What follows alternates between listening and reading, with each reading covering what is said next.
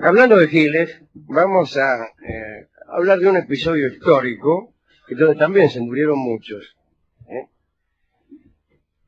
Es el episodio de María Luisa de Orleans y Carlos II de España.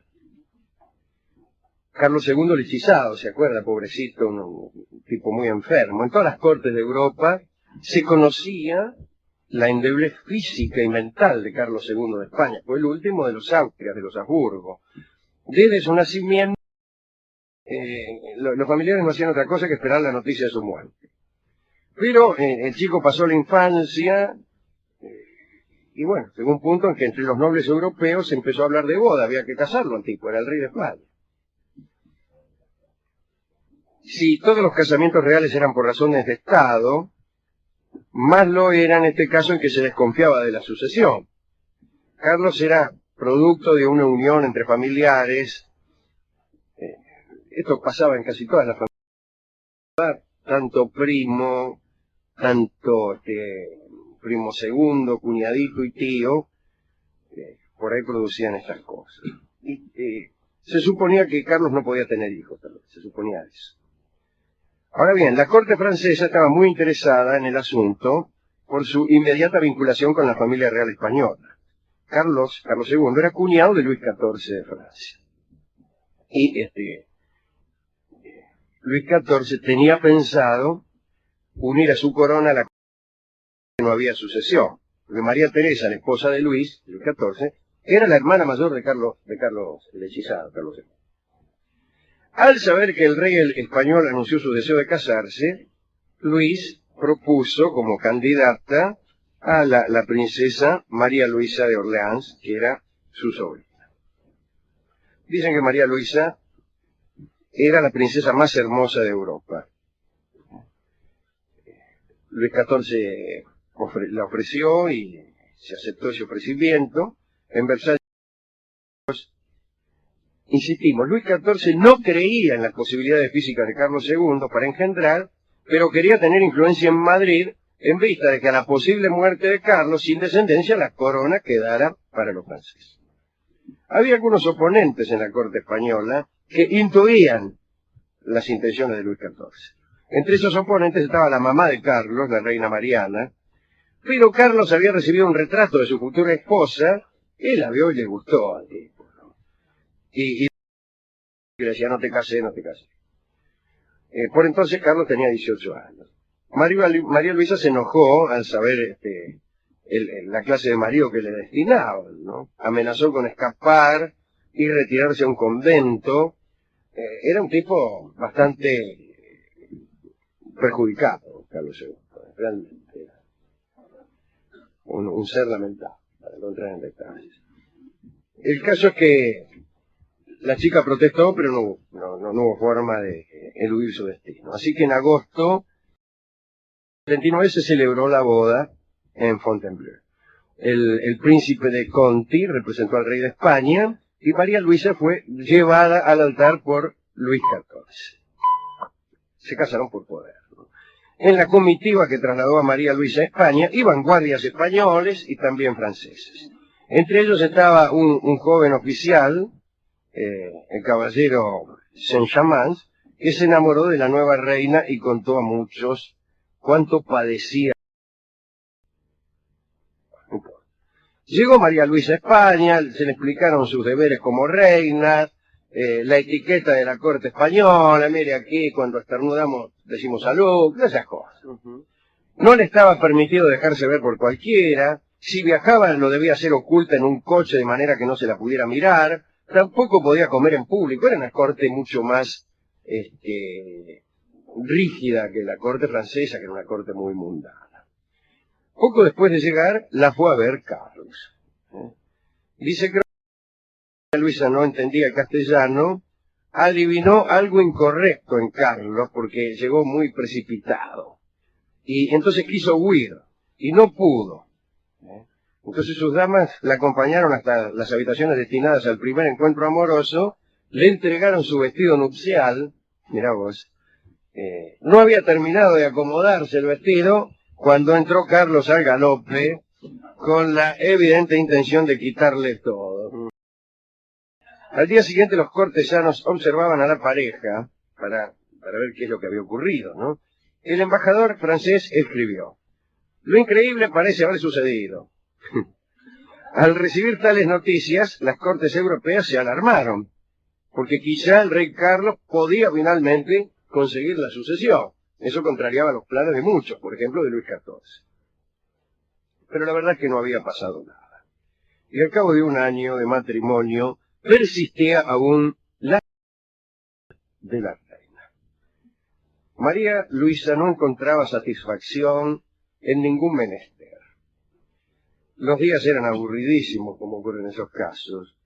Si había llevado de Francia un loro, al que quería mucho, pero la etiqueta palaciega no lo toleró.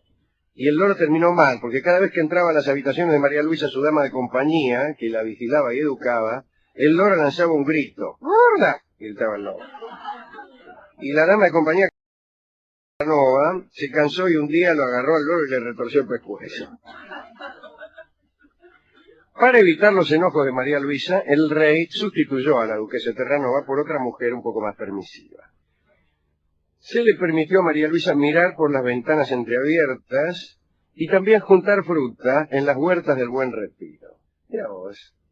Pasaban los meses y la reina arrastraba su virginidad con las consecuencias de los cortesanos y del pueblo. Pero una noche el milagro se cumplió. El rey anunció que había consumado el matrimonio y se permitió bromas sobre el hecho, dando detalles del asunto a todas sus amistades. Él que tenía buen gusto. Además de un gil, era boquiflojo el tal Carlos. Pero el heredero no llegaba. Entonces comenzó a culparse a María Luisa. En aquellos tiempos no se pensaba en una posible esterilidad masculina, sino la consumación. Los médicos del reino recetaron a María 1000 brebajes, unas purgas, unos emplastos, qué sé yo.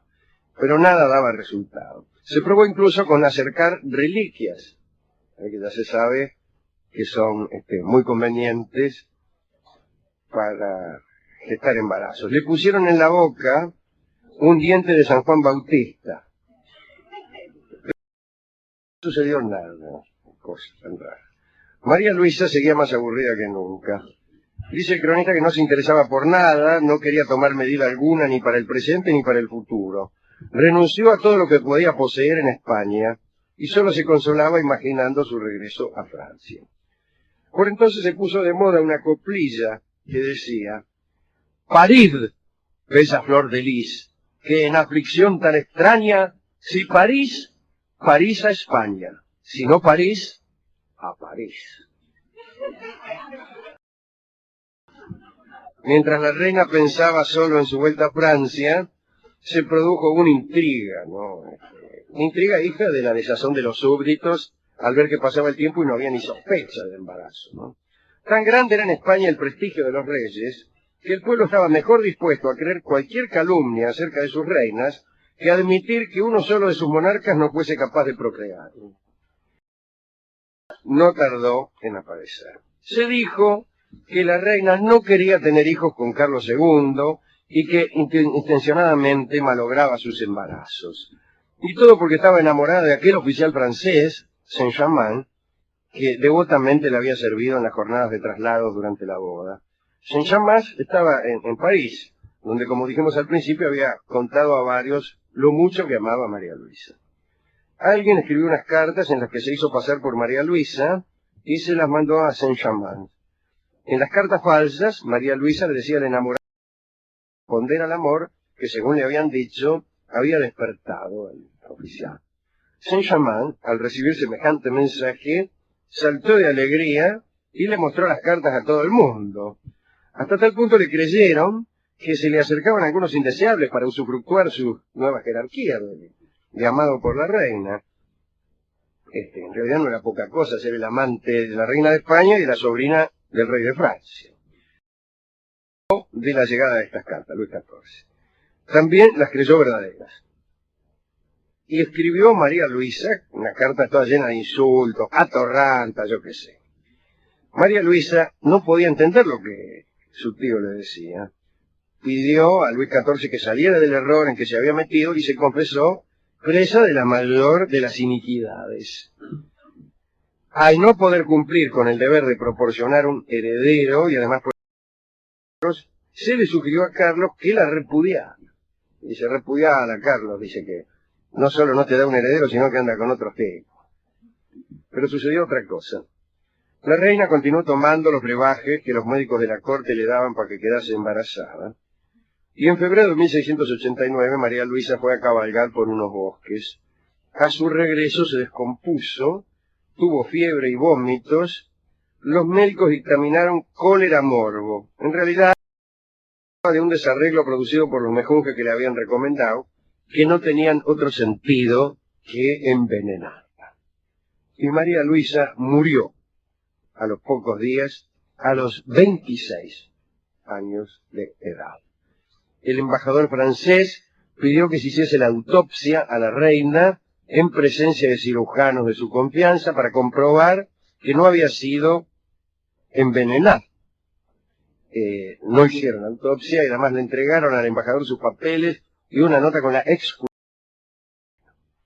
10 días después de la muerte de la reina, Carlos II recibió un escrito del Consejo de Estado en el que se le pedía que contrajese nuevo matrimonio.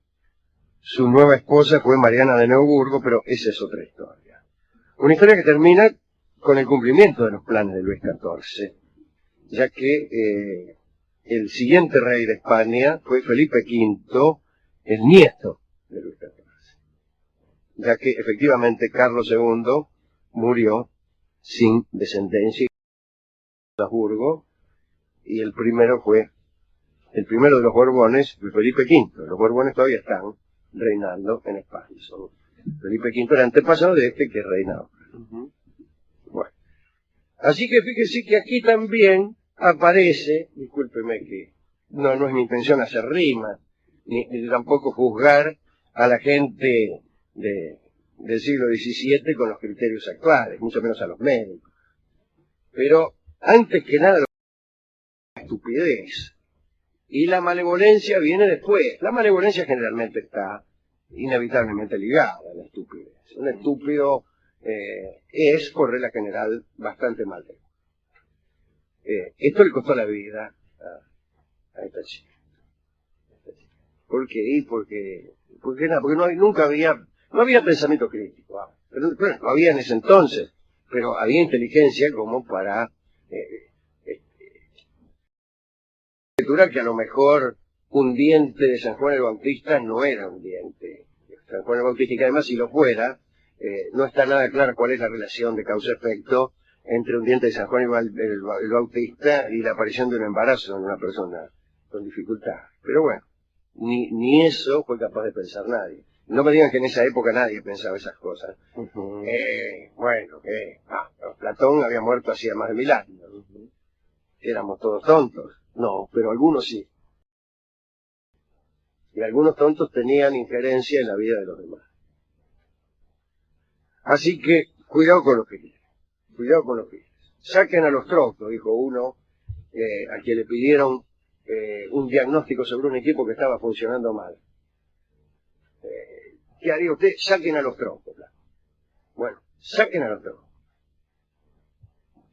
Pero además sáquenlo, no como los troncos.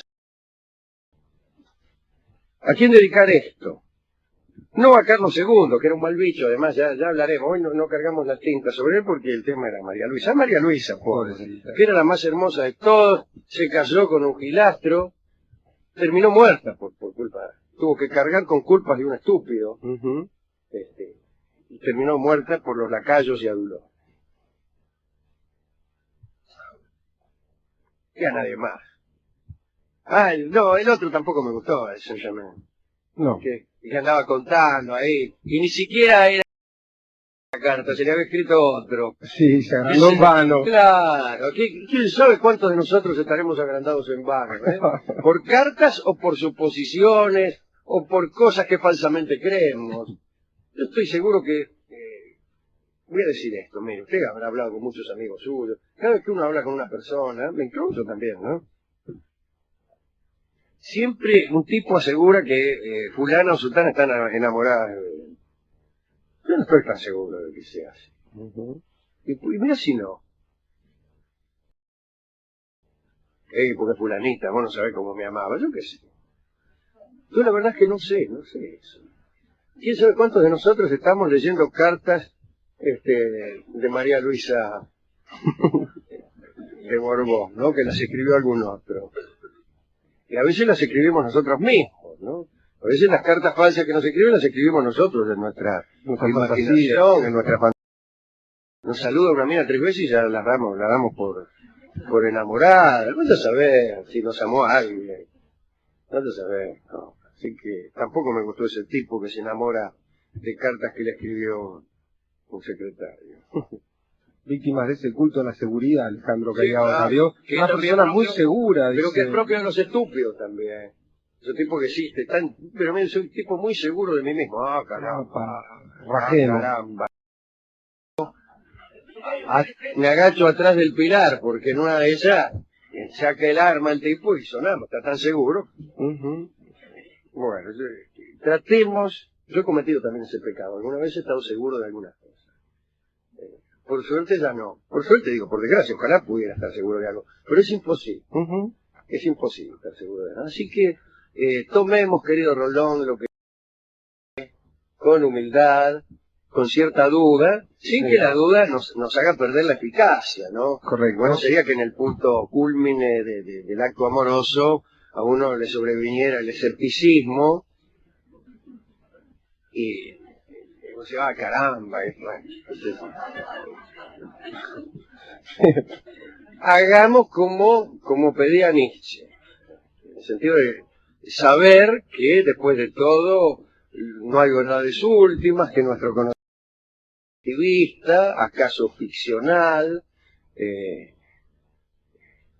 pero sigamos creando eso, aunque sea con la idea de lo que esto pudiera tener de artístico. Así que bueno, discúlpeme, pero tengo que leer una carta que me acaban de mandar.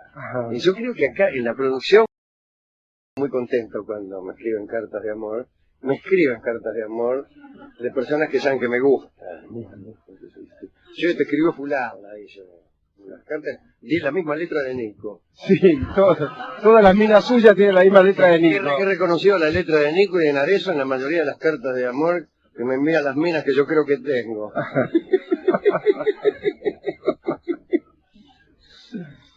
Bueno,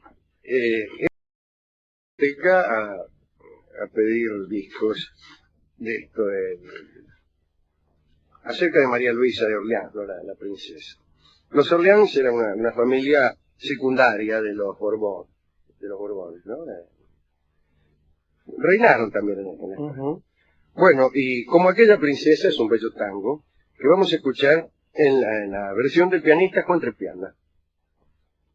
Así que adelante, Juan, joven pianista, que vale la pena escuchar porque tiene muchísimo conocimiento de género, muchísima autoridad, sabe quién ha sido Lucio de Mare, que es decisivo en esto. Aprovecho para saludar en Juan Trespiana a todos los artistas en dificultad, que están también en Argentina en dificultades por las mismas razones apuntadas. En un lugar en donde todo el mundo está seguro y tiene revelaciones divinas, estos acordes son mal vistos, son preferidos otra clase de música, de letras, así que aprovecho para saludar a este pianista que seguro que está en dificultades porque su arte propone dificultades. Adelante, Juan Trespiana, el tango es como aquella... Hablaremos hoy de la falsa promesa de María Tudor. Hace algún tiempo contamos aquí la historia del primer amor de Felipe II de España, que siendo aún príncipe se había casado con María de Portugal. Sí. Estaban muy enamorados, pero sus relaciones amorosas eran vigiladas y frecuentemente interrumpidas por sus padres, que apenas lo dejaban encontrarse cada tanto, y perpetuamente trataban de alejarlos para evitar entre ellos toda lujuria. Se carteaban incluso dentro del mismo palacio. Vivían en el mismo palacio y se carteaban. Che, ¿qué haces? Te escribo yo que soy fulano. Como ahora. Como ahora. Poco después del matrimonio con María de Portugal, tuvieron un hijo, Carlos, que debía heredar la corona, pero muy poco después a María de Portugal le agarraron unas fiebres que la fulminaron. Murió muy joven y Felipe la lloró muchísimo. Ahora bien, el papá de Felipe, el emperador Carlos, pensó en casar otra vez a su hijo y creyó que debía hacerlo con una princesa de una potencia más importante que Portugal. Y se pensó en Inglaterra, donde por esos tiempos reinaba María Tudor. La reina era hija de Catalina de Aragón y de Enrique VIII, nuestro querido amigo Charles Lawton. Parece que era extraordinariamente fea. Ni siquiera los pintores cortesanos que se habían ofrecido para mejorar su imagen pudieron dejar un solo retrato que la mostrara pasable. María tenía 38 años, 12 más que Felipe. Las crónicas cuentan que apenas tenía cejas, que era pelirroja, extremadamente pálida, que tenía el rostro surcado por arrugas, que era muy flaca y que los vestidos parecían bailarle. Eso era un defecto gravísimo en una época en que a las mujeres se les pedían que si al menos no eran bellas, fueran por lo menos rollizas. Opulentas, claro. Un detalle más. María Tudor era dueña de una dentadura lamentable que registraba muchísimas ausencias.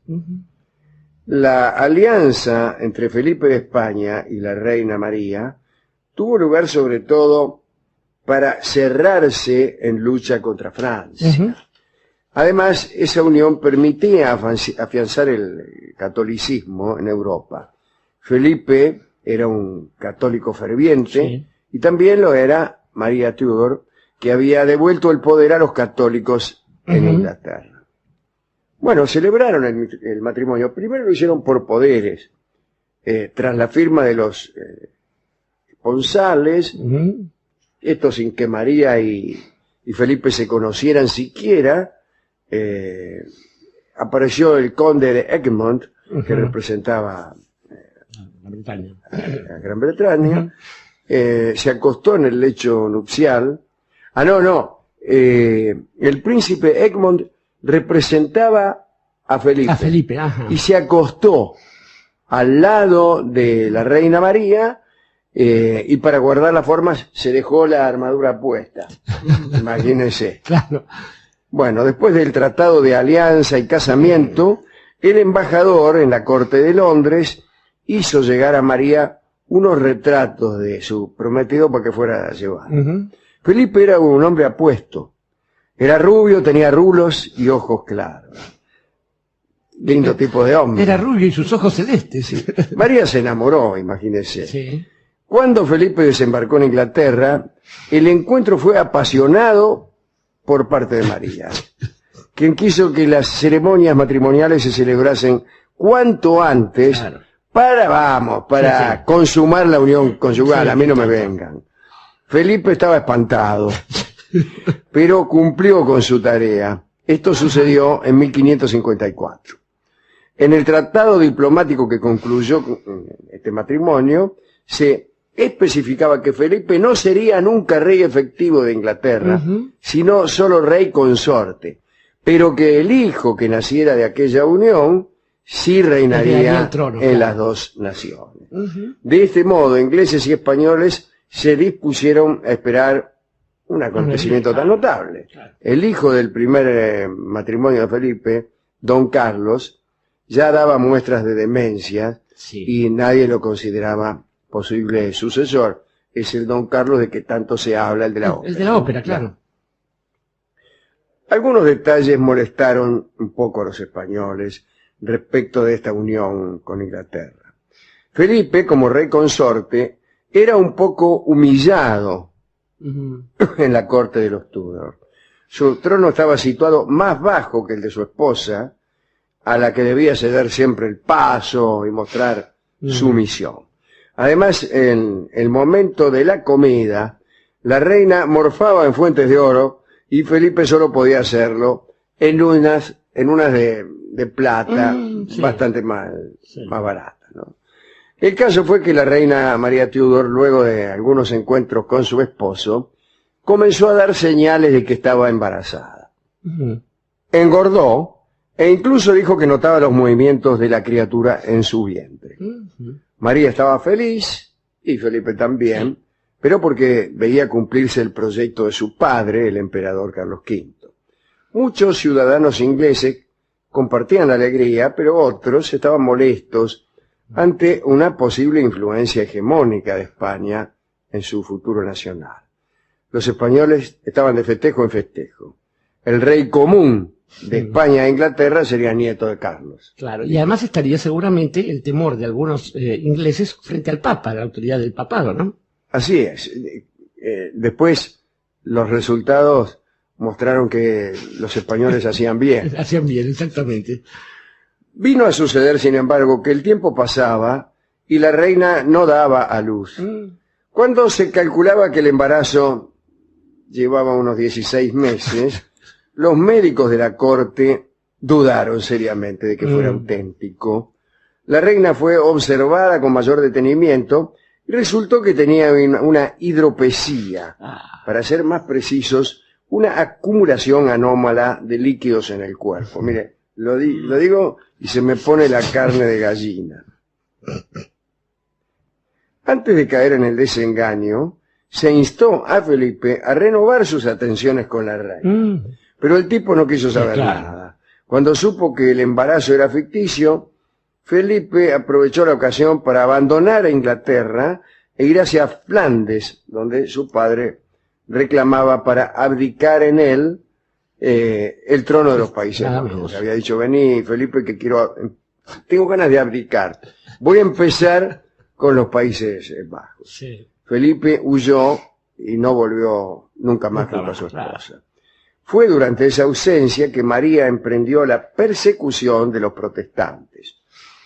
Para algunos se quemaron a 200 y para otros historiadores los llevados a la hoguera fueron 1000 más. De ahí el famoso sobrenombre, la sangrienta que le dieron a María Tudor. Bloody Mary, por otra parte, Sí. como el trago. En 1556, Carlos V abandonó todo su poder en Felipe. Y como se sabe, se retiró al monasterio de Yuste. Nominalmente María Tudor, despechada en Inglaterra, era también por entonces reina de España. Aunque me parece que la reina de España era todavía María la Loca, claro. que nunca había abdicado. Abdicado, claro, totalmente. Que nunca había abdicado. Y además, sin abdicación, de acuerdo a las normas estas, no hay posibilidades de No hay reasunción, posibilidad. claro. Estamos hablando de la mamá de Carlos De V, Carlos, del Imperio Carlos I de España. Bueno, conocida como Juana la Loca. El 5 de noviembre de 1558, María Tudor enfermó gravemente. El Consejo de Estado inglés le exigió que nombrara a Isabel como heredera del reino. María le puso como condición que debía mantener la religión católica, cosa que Isabel prometió, pero no cumplió. Pocos días más tarde, María Tudor, reina de Inglaterra durante 5 años y reina de España durante casi 3, murió sin haber pisado nunca suelo español. Por esos días Felipe II ya estaba buscando nueva esposa. Algunos dicen que ni siquiera fue hidropesía lo que sufrió María, sino que fue directamente un engaño su embarazo. Vivía aterrada por posibles atentados en su contra, y esos sufrimientos la hicieron aferrarse con locura al trono y buscar la perpetuación en un hijo. Estaba presente la figura amenazante de su hermana Isabel, que esperaba la oportunidad de convertirse en reina. ¿A quién quiere dedicar esta historia, esta sangrienta historia de la Reina María. Es interesante, Alejandro, ver que nosotros, que somos americanos, americanos militantes, diríamos, en esto de una nueva tierra, sin esas estirpes, y republicanos consecuentes, también se nos hace cuesta arriba imaginar el papel que cumple un monarca o una reina directamente. Sin embargo, debemos ver que para las naciones europeas han sido históricamente los reyes o las reinas la encarnación de aquellas cosas que nosotros entendemos como el orgullo nacional, ¿no? El orgullo nacional, la misma nacionalidad que ni siquiera hacía falta que un rey fuera de esos países. Pero es curioso también ver que estas cuestiones que aluden a una nación estaban sometidas a la fragilidad de la condición humana. Usted mismo lo anunciaba, Isabel Tudor, hija de Ana Bolena, de una ama de llaves de la anterior reina, bueno, prometió esto y se convirtió después al anglicanismo, la religión inventada por su padre, Claro. entró contra los católicos, hizo un desparramo, y fue una de las grandes reinas de Inglaterra, si uno entiende que la grandeza de su patria pasa por las victorias y el engrandecimiento, y no por la consecuencia con la palabra. Tengo para mí que las repúblicas americanas, nuestro país en particular, nuestra patria grande, hizo mucho hincapié en este tipo de cosas, de modo tal que la voluntad personal de un gobernante no involucrase de una manera directa, con sus caprichos eventuales, a la voluntad de toda una nación. De modo tal que, así cuando algún tipo se excediera en estas cuestiones, fue Mariano Moreno el primero que trabajó sobre estas cosas, iba a haber alguien que le reclamara, porque la palabra de un gobernante en nuestras tierras es la palabra de todo un pueblo, y entonces un pueblo no puede aposentar justamente su honor, su estima y su futuro sobre falsas promesas. Y falsas promesas se llama, en virtud de otras circunstancias, me imagino, este hermoso tanguito que va a cantar Carlos Gardel. Vamos a hablar esta noche del séquito siniestro de María de Médicis. Vamos a ver. Esta historia comienza en el año 1600. Por esos tiempos, la sobrina del gran duque de Toscana y heredera de los banqueros de Florencia, los Médicis, estamos hablando de María de Médicis, se enteró de que el rey Enrique IV de Francia, amigo de este programa, uno de nuestros reyes predilectos, solicitaba su mano. Como hemos contado alguna vez, el ministro Sully había convencido a Enrique de que la dote de esta princesa podía solucionar los problemas económicos que tenía Francia. Cuenta el historiador Alain Decaux que las negociaciones las hizo Sully por su cuenta en Italia. No le dijo nada al rey. Y cuando regresó al Palacio del Louvre, donde vivía Enrique, le preguntó a su ministro, ¿de dónde venís? Y Sully respondió, Majestad, venimos de casaros. Escribió el propio Sully. El rey quedó perplejo. Más tarde exclamó, ya que por el bien de mi reino decís que es necesario estar casado, entonces debo estarlo. De esta forma aceptó los esponsales que había dispuesto el funcionario, el famoso masismo de Enrique IV. Dijo, más sí, si me tengo que casar, me caso. María de Médicis decidió viajar a Francia con 2.000 personas pertenecientes a su séquito. 2.000 Sí. entenados, ñoquis, colaboradores, plomos. La más importante era una hermana de leche de María. Se llamaba Leonora Dossi y se había convertido en su primera ayudante. Parece que era un poco fea. Leonora era indispensable para María de Médicis, hasta tal punto que había puesto como condición a su boda con Enrique que ella la acompañara a París.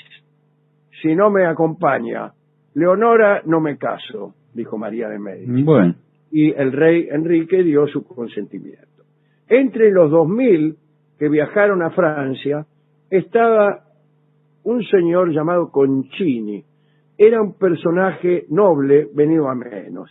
A los 18 años exigió su parte de la fortuna paterna y la dilapidó en prostíbulos. Padre, dame lo que me toca de herencia, que ando con ganas de dilapidarla en prostíbulos. Arruinado, debió emplearse como matón al servicio del cardenal de Lorena. Pero el cardenal lo expulsó de su tropa cuando se enteró de que Concini padecía el mal francés, que así llamaban los italianos a la sífilis, mientras que los franceses le batían el mal de Nápoles. Bueno, más tarde Concini fue titular de un garito y organizador de orgías. Bueno, señor. En ese sentido. Claro, cuando la orgía se ponía un poco desordenada, aparecía Concini y decía, bueno, a ver, nos organicemos. Bien, también trabajó como comediante. Fue a prisión varias veces. Cuenta de Co que su desprestigio era tal que lo primero que los padres florentinos prohibían a sus hijos era acercarse a Concini. Era sinónimo de cuco. Bueno, puede ser. Estaba arruinado cuando se enteró de la boda de María de Médicis y entonces hizo lo que pudo para colarse en la escolta de la princesa. Bueno, lo logró y una vez en Marsella el cortejo de María de Médicis debía llegar hasta Lyon y el viaje fue lamentable. Como nadie había previsto escolta tan numerosa, no estaba preparado nada para recibirlos. En las distintas paradas se amontonaban en casuchas y dormían sobre jergones de paja. La caravana llegó a Lyon en diciembre de 1600. Enrique IV no estaba. En realidad se había ido a visitar un amante. Apareció varios días más tarde y solicitó una entrevista a solas con su nueva esposa. Ya hemos contado muchas veces el malestar y el mareo de María cuando sintió el hedor que emanaba el rey. Hedor que ya había impresionado ingratamente a su primera esposa, nada menos que Margot, una de las hijas de otra Medici casualmente, de Catalina de Medici. Margot, la primera esposa de Enrique IV, era hija de Catalina de Médicis y Enrique II de Francia. Bien, el caso es que este hedor espantó un poco a María. Finalmente se casaron, se unieron y de esa unión nació el delfín Luis, que iba a ser Luis XIII de Francia, el rey de los tres mosqueteros.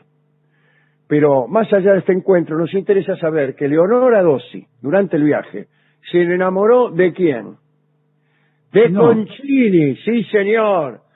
¿Del peor? Sí. Aquel hombre que era muy astuto y conocía el trato que tenía Leonora con la reina, la había seducido.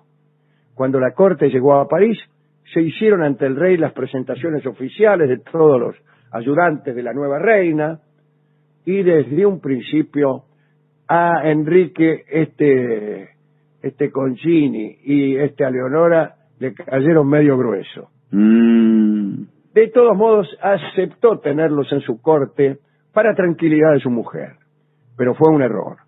Concini le propuso casamiento a Leonora y de ese modo podía consolidar su lugar en el Louvre, que era donde vivían los reyes de Francia. Leonora aceptó maravillada. Trabajaron juntos para lograr la aprobación del rey. Y ella le pidió a María de Médicis que convenciera a Enrique de autorizar esa boda, pero Concini hizo lo mismo. ¿Con quién? Con una amante del rey Enrique, Enriqueta de Entralles. Así María y Enriqueta hablaron con el rey acerca de lo encantador de esa unión tan tierna y lo convencieron. La boda se celebró en Saint-Germain, el rey le regaló al novio miles de libras. Concini comenzaba a hacer la fortuna por la que había viajado a Francia y pronto comenzó a acumular poder. Para llegar hasta la habitación de la reina era necesario estar en buenas relaciones con Concini y Leonora.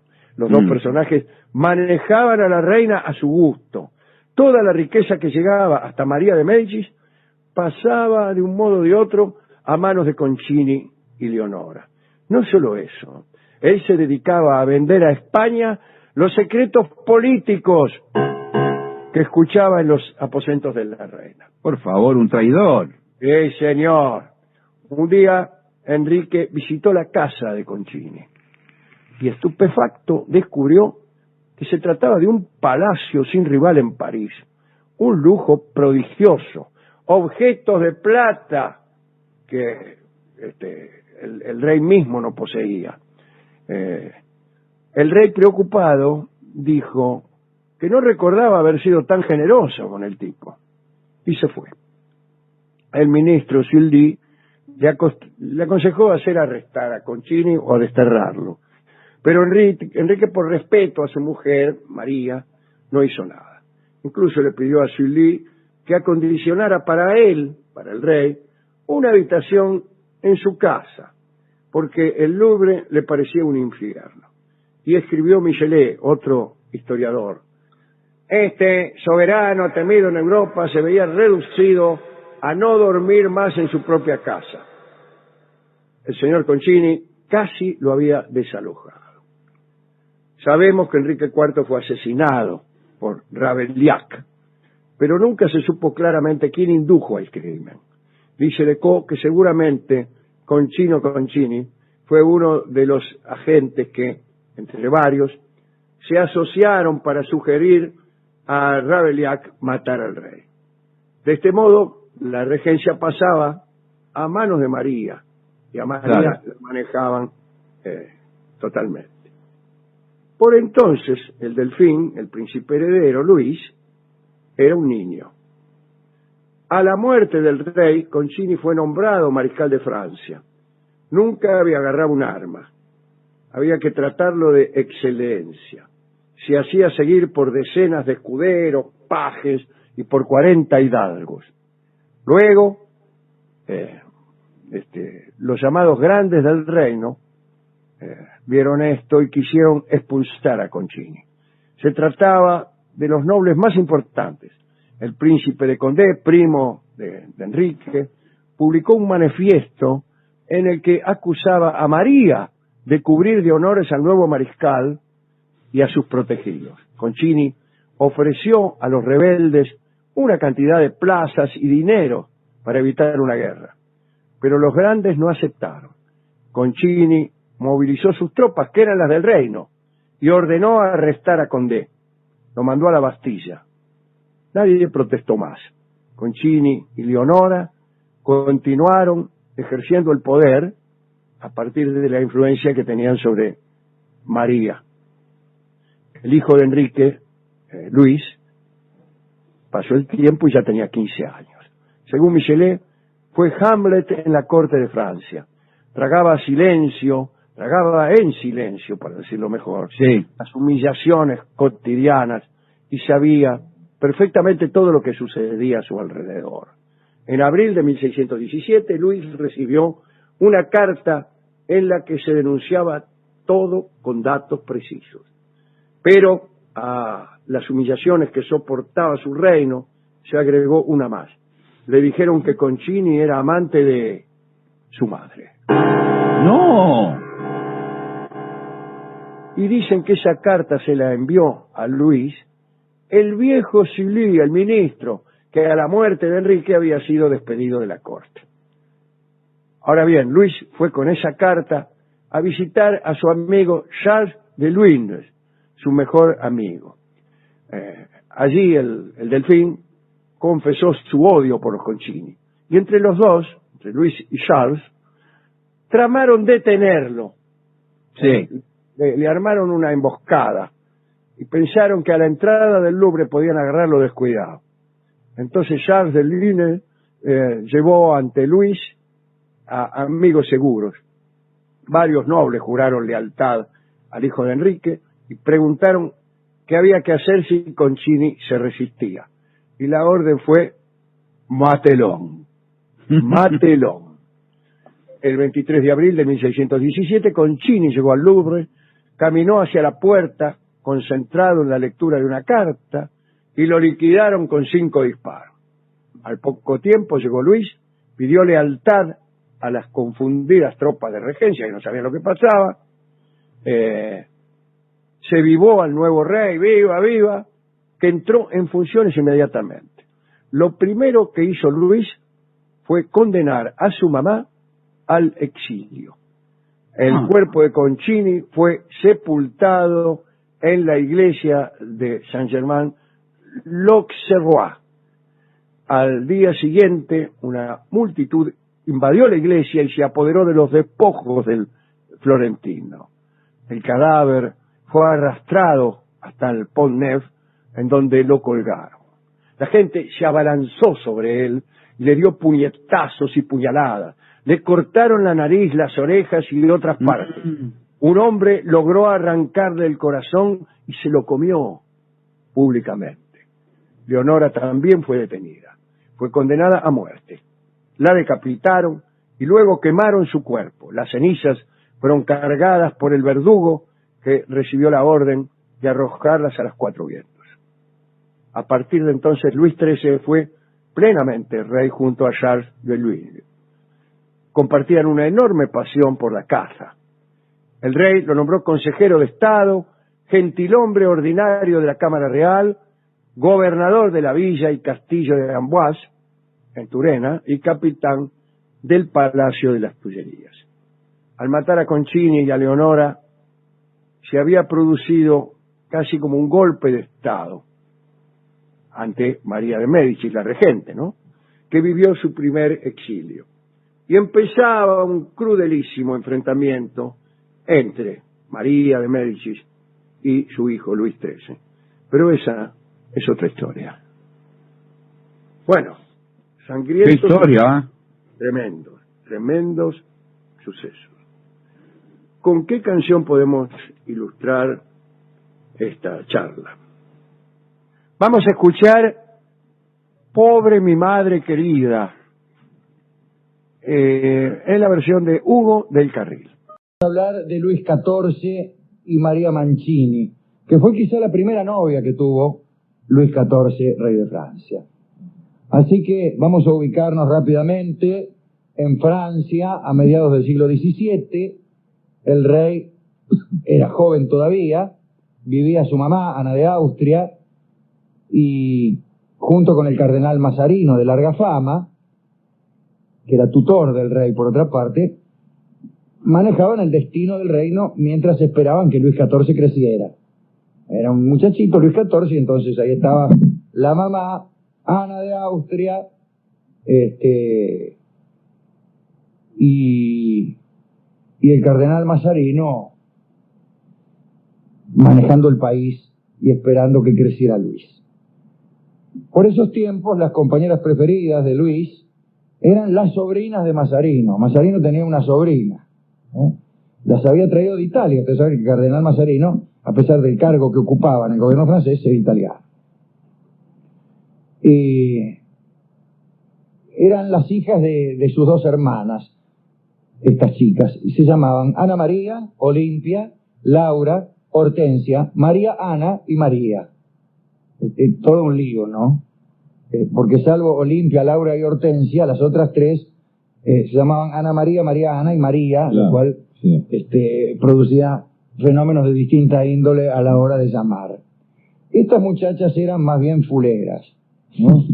Los cronistas las describieron así. Ya describir unas muchachas en grupo es, si se quiere, una falta de respeto.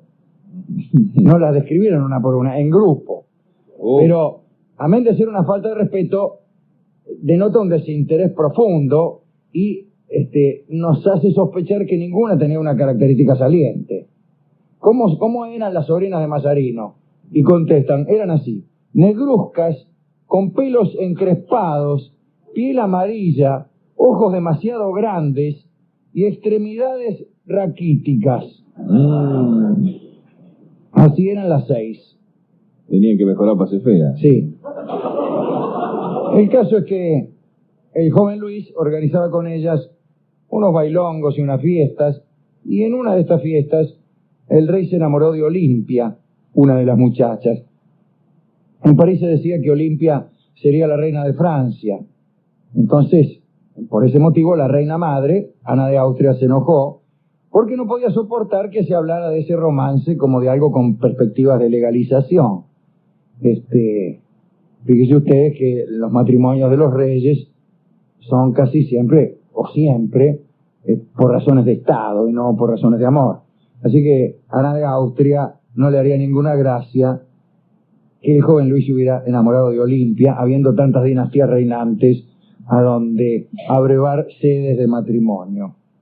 El caso es que, en virtud de este enojo de la reina madre, Olimpia recibió la orden de alejarse de París. Recibió un telegrama que decía, tomátela, firmado la reina madre.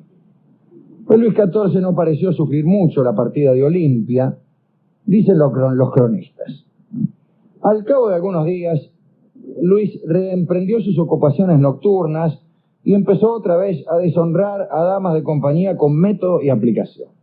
Es decir, Luis salía todas las noches a deshonrar damas de compañía, las cuales se prestaban gentilmente a la deshonra. Ya venían a medio deshonrar. Ya venían algunas de ellas a medio deshonrar por otros, no digo por otros reyes, pero sí por otros nobles, probablemente. Una de estas jóvenes de compañía, un tanto deshonradas, era Mademoiselle d'Argencourt, y era la que más le gustaba a Luis. Cardenal Mazarino, enojado por la presencia de una favorita elegida fuera de su grupo familiar, se presentó ante el rey y le dijo que la muchacha le fue con una alcahuetería. O sea, Mazarino se enojó porque le habían echado a la sobrina y porque Luis había empezado a andar con esta Mademoiselle d'Argencourt. Entonces fue y le dijo a Luis, Luis, le dijo, esta muchacha era la amante del duque de Richelieu, que no tiene nada que ver con el cardenal Richelieu. El duque de Richelieu era el otro Richelieu famoso, famoso amante, por otra parte. Le contó también que un día los habían sorprendido a los dos, al duque de Richelieu y a Mademoiselle, haciendo el amor sobre un taburete. Parece que entraron a una pieza y ahí estaban los dos sobre un taburete, lo cual seguramente habrá provocado numerosas rimas chuscas entre los franceses, que saben ustedes eran muy aficionados a ellas. Se me dirá que taburete se dice distinto en francés. O se acentúa diferente. Tiene razón. Este detalle, a saber que estuvieran haciendo el amor sobre un taburete, desagradó a Luis.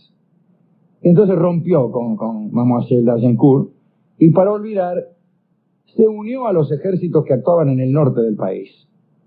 Se unió a los ejércitos que actuaban en el norte del país y de París también.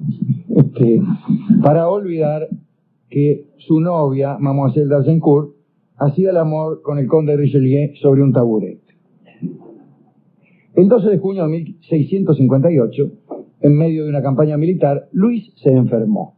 Durante 15 días estuvo en peligro de muerte, toda la corte rezaba, era tal la gravedad de su enfermedad que le administraron los sacramentos. Considerado ya como un moribundo, su séquito comenzó a descuidarlo. Vio cómo es esto, ¿no? En ese momento, cuando a su alrededor todos se preguntaban quién sería el sucesor, Luis notó que una muchacha lloraba desconsolada. Y esta muchacha era María Mancini, otra de las sobrinas de Mazarino. María tenía 17 años. Hacía tiempo que estaba enamorada del rey en silencio y en secreto. Desde la cama y con ojos brillantes de fiebre, Luis la observó. Era morena, tenía ojos grandes y negros, boca grande y plana. Exceptuados los bellos dientes, se podía decir que era fea. Pero el rey sintió su amor, no el suyo, el de ella, ¿no? Y se emocionó. Cuando uno lo quieren... No. No, ¿por qué? ¿Por qué? Me parecía raro. El caso es que, pasados algunos días, el rey se curó. Y ya repuesto, decidió volver a París con María. El rey se había enamorado. Durante semanas no hubo más que paseos paseos en canoa, bailongos hasta medianoche, ballet bajo los árboles del bosque y diversiones de todo tipo en las que María era la reina. Luis le hizo maravillosos regalos a la muchacha y le declaró redondamente que la amaba. Y desde entonces no se vio jamás a uno sin el otro. Para satisfacer a la que ya consideraba como su prometida, Luis, cuya educación había sido espantosa, era un rey muy mal educado, había tenido pésimos preceptores, Luis, digo, se dedicó a los estudios para complacerla a ella. Es un gesto de amor, verdaderamente. El tipo comprendió que era una bestia, y como la muchacha verdaderamente era una muchacha culta, resolvió estudiar. Estaba muy avergonzado de su ignorancia y entonces perfeccionó su francés, aprendió italiano, se apasionó por los autores antiguos, se interesó por las artes, descubrió un mundo que los lamentables instructores que había tenido no le habían permitido sospechar. Pero María Mancini no se daba por satisfecha, digamos, enriqueciendo el espíritu del rey, sino que le dio además un sentido de grandeza a Luis. Pero puede decirse que gracias a esta chica nació el proyecto de construir Versalles, sucedió después la protección a Molière o a Racine. No está mal esto, ¿eh? La mina sería fea, pero si eso es lo que le dio, no está mal. Y quiere decir que ella también lo quería. No hay cosa más noble que encontrar estímulo para el crecimiento espiritual en la persona que nos ama. Digo esto entre revolcada y revolcada. Claro. Digo para que se sepa que estoy hablando de cuestiones del espíritu. Sí, sin dejar de lado lo otro. Enteramente. Durante algunos meses Luis XIV y María se paseaban por los jardines del Palais Royal, tomados de la mano.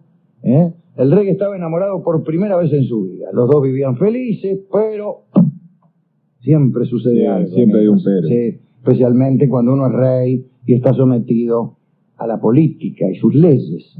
La reina madre y Mazarino estaban preocupados por el noviazgo del rey. Parece que estaban negociando con España un tratado, y la primera condición de aquel tratado era el matrimonio de Luis con María Teresa de Austria, que era la hija de Felipe IV, rey de España, Felipe IV de Habsburgo.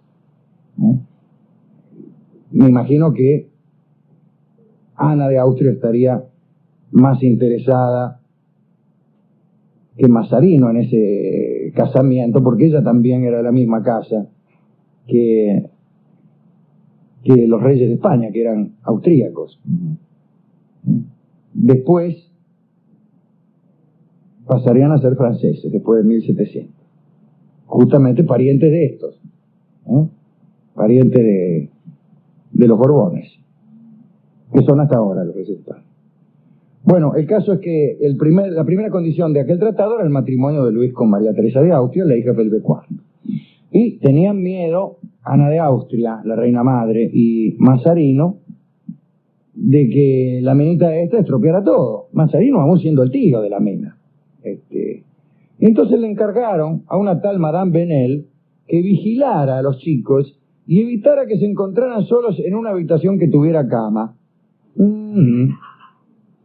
Le dijeron: Madame Benel, usted vigile a los muchachos y evite que se encuentren solos en una habitación que tenga cama. La mujer tomó seriamente su misión y parece que una noche creyó oír un ruido raro y se metió en la habitación de María, que estaba a oscuras, la habitación quiero decir, y la muchacha parece que dormía siempre con la boca abierta, y Madame Benel empezó a tantear y en eso sin querer le metió el dedo en la boca, y María despertó y mordió con todas sus fuerzas. Madame Benel lanzó un grito que despertó a toda la gente y la corte se burló de ella hasta el último día de su vida. Bueno, pronto María se enteró de estas negociaciones que se estaban haciendo con España y enfrentó al rey y le rogó que no se casara si no era por amor. Seréis desgraciado, le dijo. Y Luis lo sabía, pero temía molestar al embajador de España y alterar la política de Mazarino.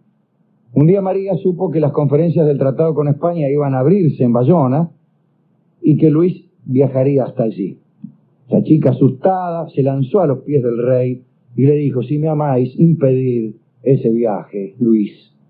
Y el rey, emocionado, dijo que sí, que la amaba, y le prometió que no la iba a abandonar nunca, y después fue a buscar a Mazarino y le declaró que deseaba casarse con su sobrina. Y el tutor quedó estupefacto. Porque por un lado era un matrimonio que podía hacerlo a Mazarino, tío de la reina de Francia. Esto lo sedujo por un rato, ¿no? Pero después lo pensó mejor y resolvió que Luis siguiera las negociaciones con España, y él mismo prometió apartar a María de Luis. Mazarino quiso darle algunas explicaciones al rey, pero no hubo caso. Luis estaba emperrado en que quería casarse con la mina. Se presentó entonces ante su propia madre y le dijo que no iba a renunciar nunca más al amor de la chica y que ya podía ir diciendo a la infanta de España que se buscara otro tipo. Pero Ana de Austria también permaneció inflexible y se decidió inmediatamente el exilio de María Mancini. Adiós, María, tómatelas. María, destrozada, corrió a encontrarse con el rey, le informó que la estaban obligando a vivir en la Vendée, una región que se haría célebre siglo y medio más tarde, después de la Revolución Francesa, porque fue el asiento de la contrarrevolución, la Vendée, ¿no? Casi todos los monárquicos franceses después de la Revolución Francesa provenían de la Vendée. Bueno, allí la mandaban a esta chica a vivir, ¿no? Es una región al oeste de Francia. Y Luis desesperó, corrió otra vez a ver a la madre, se arrodilló, se le abrazó de las piernas, la madre le encajaba patadas. Esto se lo agrego yo. No sé si le encajaría patadas, pero calculo. Si uno es la madre del rey, el rey se te abraza de las patas para que vos lo dejes casar con una mina que va a impedir tu matrimonio con la hija de Felipe de España, y yo le encajo una pata. Yo, madre, le encajo una pata. Claro. Pues, en fin, Mazarino interrumpió aquella escena, la de prenderse Luis XIV de las piernas de su madre, y dijo: yo también tengo algo que decir porque soy el tutor de esta chica, y antes la apuñalaría que darle en fortuna una traición al reino. Es conveniente la unión con los Austrias de España, ¿no? Así que adiós. Luis XIV salió de la habitación sin hablar, le expresó a María los deseos de su madre y Mazarino, pero de todos modos le juró que solo ella subiría al trono francés. Esas cosas que se juran, ¿no? Sí. ¿Quién no le ha jurado a alguna mina que solo ella subiría al trono francés? Y eso como para empezar nomás. Es como para empezar. Yo entro a Zodíaco y la primera mina que cruzo diga: solo vos vas a subir al trono francés. Bien. Algunos días después, María fue trasladada fuera de París. Pronto se estableció una correspondencia casi diaria entre Luis y María, y Mazarino seguía preocupado. Veía aquel tratado con España amenazado por los encantos de su sobrina, llamémoslos así. Un día perdió la paciencia y amenazó con abandonar Francia y volver a Italia si Luis no se casaba de una vez con la infanta española. Pero el deseo que Luis XIV sentía por la italiana, por la Mancini, era tal que no había nada en el mundo capaz de devolverle la razón. Pero llega el momento de hacer el pedido oficial de mano de la infancia María Teresa. Es un pedido que se le hace al mismo rey de España, a Felipe IV. Y entonces la corte española los invita a los franceses a trasladarse a San Juan de Luz. Luis XIV, que no quería provocar a Mazarino, aceptó el viajecito, pero exigió darse una vuelta por la Vendée para ver a María. Y los dos amantes se encontraron con una alegría que emocionó a todos los presentes. Una vez más Luis prometió romper las conversaciones con España para casarse con ella, pero lo hacía, ¿vio? No es que no lo sintiera, pero... Sabía que no era posible, ¿no? Sabía que no era posible, pero... nada es imposible cuando uno está enamorado o loco de deseo. Si en ese momento uno promete cosas que son imposibles, porque cree que son posibles. Pues bien, al día siguiente emprendió camino, ya rumbo a San Juan de Luz, sin saber que María se preparaba para hacerle sufrir con una lección de amor. María, que conocía la política, igual que la música y la literatura, era una muchacha muy culta, comprendió de golpe que la pasión de Luis XIV era desastrosa para el reino. Entonces le escribió a Mazarino y le anunció que renunciaba a su amor. Esa noticia hundió a Luis XIV. Le dirigió cartas desesperadas, ninguna tuvo respuesta. Le envió incluso un regalo. De regalo le mandó un perro que él quería mucho, su perro preferido. Y María ni siquiera agradeció aquel regalo. Resignado, Luis firmó el tratado con España, aceptó casarse con María Teresa. Sonaron todas las campanas del reino, me imagino. María, me imagino que lloraba. El sacrificio de María Mancini permitió a Mazarino completar la obra de Richelieu el cardenal, ¿no? No de Richelieu del taburete. Esa obra ya estaba completada.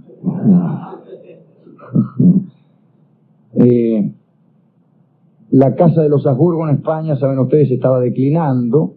Terminaría con un último rey muy desgraciado, el rey Carlos II Lecisado. Francia además recibió, en virtud de este tratado, el Rosellón, Cerdeña, Artois y algunas plazas de Flandes y Luxemburgo, y se convertía en la más fuerte potencia de Europa Occidental por ese tratado. A casarse con otro neato, el condestable de Colonna, un gran señor de España e Italia, virrey de Aragón. Luego de la noche de bodas entre Luis y María Teresa, la corte emprendió el camino a París y en un momento el rey dijo que tenía un asunto que arreglar. Abandonó la carroza y se fue a la Vendée. Pero llegó tarde. María Mancini ya había salido para irse al encuentro de su nuevo marido. Silenciosamente Luis visitó la habitación de aquella mujer a la que no había dejado de amar, acarició los muebles, se inclinó ante un ramo de flores mustias, presionó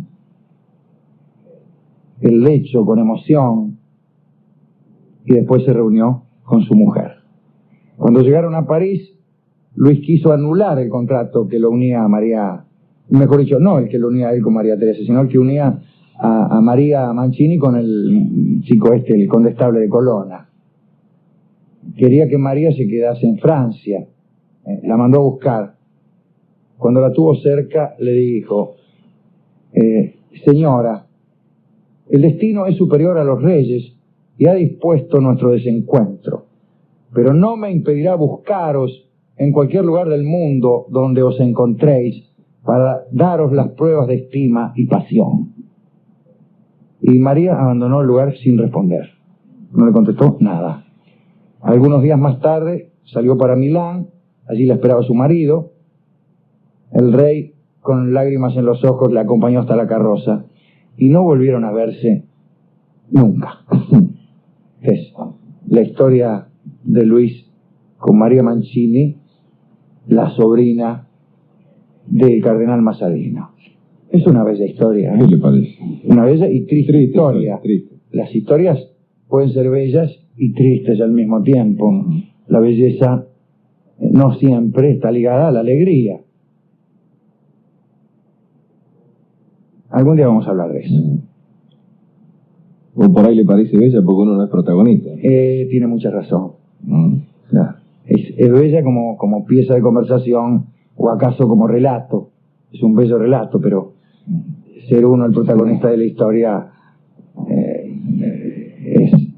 no es deseable, no es deseable.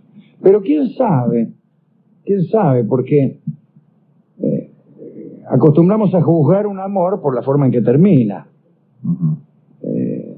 Vaya a saber si... El desarrollo de... Claro, qué sucedió en el medio, mejor dicho, sabemos qué sucedió en el medio, anduvo todo fenómeno, me parece a mí. Bueno, ¿a quién dedicar esta? A ellos dos. A ellos dos, ¿a Nada quién más, otro? nada más. A Luis XIV y a María Mancini, y también se quién a todas las otras hermanitas. A la fulera. A Olimpia, Hortensia, Laura, Ana María, María Ana y a María, todas las Mancini, a las sobrinas de Mazarino, y también con una cierta mención a Olimpia, que fue la primera en la cual se fijó Luis XIV, y la primera que rajaron también. Bueno, lástima que estropee un poco la historia que hayan sido feas. Pero para él mejor, por ahí. Pero claro, no ¿sabe? importa, después de todo, para él no era fea, para él es la mujer más deseable del mundo, y es uno que decide. Es uno que decide quién es lindo y quién es feo. Sí, sí. Cada uno de nosotros decide. Después hay el canon, si usted quiere, pero yo le regalo el canon. Déjeme la que me gusta, no la más linda. Quiero la que me gusta. La que me gusta. Quiero la que me gusta. La más linda, no sé. Si por casualidad la más linda es la que me gusta, ¡oh!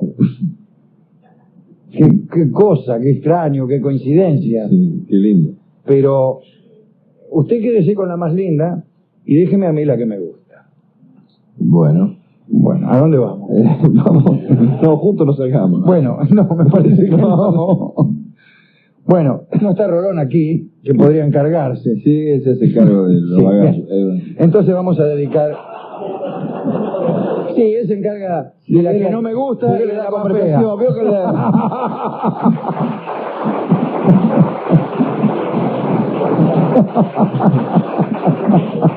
llegan por el truco. Sí, sí. Es una especie de virrey de Aragón. Bueno, ¿con qué podríamos ilustrar esto? Digo, ¿qué música podemos poner? Aquí hay muchas. No digo que haya muchas canciones dedicadas a María Mancini y a Luis XIV. Particularmente el tango ha sido siempre minuciosamente reacio en dedicar letras a Luis XIV. Pero sin embargo, si no pretendemos tanta especificidad, podemos encontrar canciones de amores que no han sido y de negativas. Hay una canción cuyo título es una negativa, pero también una especie de oxímoron. Claro, claro. Porque se llama No, mi amor. Claro. El mi amor. El mi amor es casi una aceptación. Claro. No, pero sí. Uh-huh. No, mi amor es una respuesta maravillosa, ¿no? Y es la respuesta de alguien que te dice no, pero te quiere, pero te ama. Uh-huh. Y te dice no por razones que no tienen que ver con el desamor, por razones imposibles de dominar, pero que no son del distrito del amor. ¿Cuántas cosas revela la frase no, mi amor? Uh-huh. Y No, mi amor se llama esta canción que canta Edmundo Rivero acompañándose él mismo con la guitarra. Es una canción breve e íntima que seguramente hubiera gustado mucho a Luis XIV, que era además un buen guitarrista y un buen cantor. Mirá. Adelante, don Leonel, cante para estos y para todos los enamorados que están separados esta canción, No, mi amor. Hablaremos esta noche de Pompeya y Herculano. Ubiquémonos en el año 1738, ya que no en el año 79, 79, que fue cuando entró en erupción el Vesubio, en la época clásica. Dicen que el 24 de agosto, pero parece que no. Bueno, Parece que no, porque algunos calculan que alguien copió algo mal durante la Edad Media, porque calculan la época, dice esto tuvo que haber sido después de la vendimia. sí, además el calendario era esa muy clase preciso, de- ese tipo de tonterías, pero bueno. Muy bien, pero ahora, mucho después, en el año 1738, María Cristina, la hija de Augusto III de Sajonia, abandonó la corte de Dresde y se casó con Carlos de Borbón, rey de las dos Sicilias. Los Borbones estaban instalados entonces en las dos Sicilias. Aún hoy, en Nápoles y en Sicilia. Felipe VI de España es rey también del reino de las dos Sicilias, lo conserva en el título nobiliario de la familia. Bueno, esta chica, María Cristina, era una reina muy aficionada al arte, se la pasaba ahí en los jardines y en las estancias de los amplios palacios napolitanos, descubriendo estatuas, esculturas, que usted sabe que por ahí están mucho al aire libre. Muy buena parte de esas esculturas se habían encontrado por casualidad antes de la última erupción del Vesubio, me refiero a la de 1737, ¿no? Y en parte también habían sido desenterradas en excavaciones debidas a la iniciativa general del BEF. Fascinada por la belleza de todos estos tesoros, María Amalia Cristina le suplicó a su esposo que mandara a buscar nuevas piezas, que mandara a desenterrar otras estatuas. Le habrá dicho, che... A desenterrar, como en un hit uruguayo. El Vesubio, después de la gran erupción de 1737, fue espantosa. El flanco de la montaña se abrió, parte de la cima voló al cielo, yo qué sé. Llevaba 1 año y medio tranquilo, por lo cual el rey escuchó su ruego, y las excavaciones prosiguieron donde las había dejado del BEF, ¿no? El rey consultó el caso con el caballero Roque Joaquín de Alcubierre, un hombre muy erudito, y este hombre, un español, ¿no? Proporcionó obreros, herramientas y pólvora.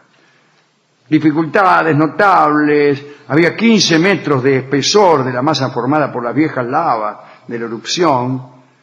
Del BEF había abierto un pozo y desde allí se perforaron galerías, se taladraron agujeros, y lo primero que encontraron fueron 3 fragmentos de unos caballos de bronce de tamaño mayor al natural. Sí. O sea, no es que encontraron 5 tacitas. No. Bueno, entonces se les ocurrió que estas obras había que hacerlas con cuidado. Llamaron a un experto, el marqués Marcello Benuti, director de la Biblioteca Real, quien empezó a supervisar el laburo.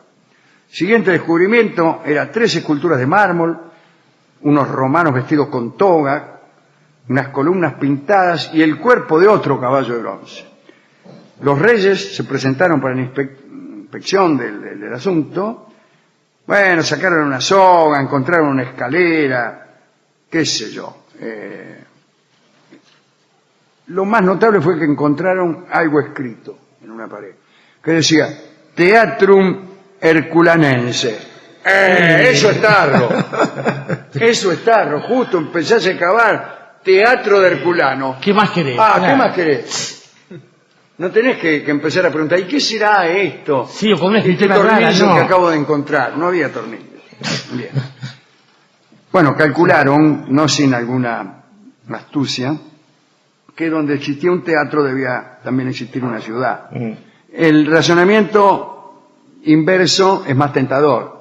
Donde existe una ciudad probablemente existe una ciudad. Pero es muy del siglo de Perito, sí.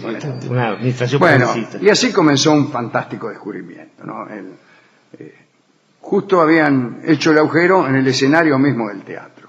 Teatro que estaba lleno de estatuas, esculturas que habían descansado ocultas durante 17 siglos. 20 metros de lava cubrían la ciudad de Herculano. Había muchos lapili, unas minúsculas piedritas volcánicas que caen en forma de lluvia con la lava, ¿no? Pompeya no estaba sepultada tan profundamente como Herculano. Después que del BEF empezó a cavar, pasarían todavía 30 años hasta que fuera descubierta la ciudad de Pompeya. El caballero Alcubierre se mostraba impaciente. Estamos hablando de un excavador anterior del BEF. Ahora volvemos al caballero Alcubierre, que estaba impaciente y descontento, porque Carlos de Borbón había podido, había pedido instalar un museo que no tuviera igual en el mundo. Pero cambió el teatro de excavaciones, fueron a otro lugar, y ese lugar era Pompeya, la ciudad que según las fuentes antiguas quedó sepultada el mismo día que Herculano. Empezaron las excavaciones de un 1 de abril de 1748, Al sexto día encontraron una pintura mural. El día 19 encontraron el primer resto humano. Había un esqueleto, ¿no? Con unas manos que tenían unas moneditas. La mano tenía unas monedas, bueno, qué sé yo. En vez de seguir excavando sistemáticamente, cada vez que descubrían algo y no les resultaba interesante, lo enterraban de nuevo. Eso es un conservacionismo a bala letra, es raro, ¿eh? Bueno, esto dice no debe asombrar, ya que el móvil del asunto era encontrar alguna cosa de oro, ¿no? Winkelmann, el inventor, el verdadero precursor de la arqueología en el sentido moderno, diría más tarde que Alcubierre tenía tanta relación con las antigüedades como la luna con los cangrejos. Pero es que Winkelmann fue el primero de todos, porque él empezó a clasificar y convirtió la arqueología en lo que es hoy. ¿Qué es hoy? Que no era antes. Antes juntaban cosas y las exhibían.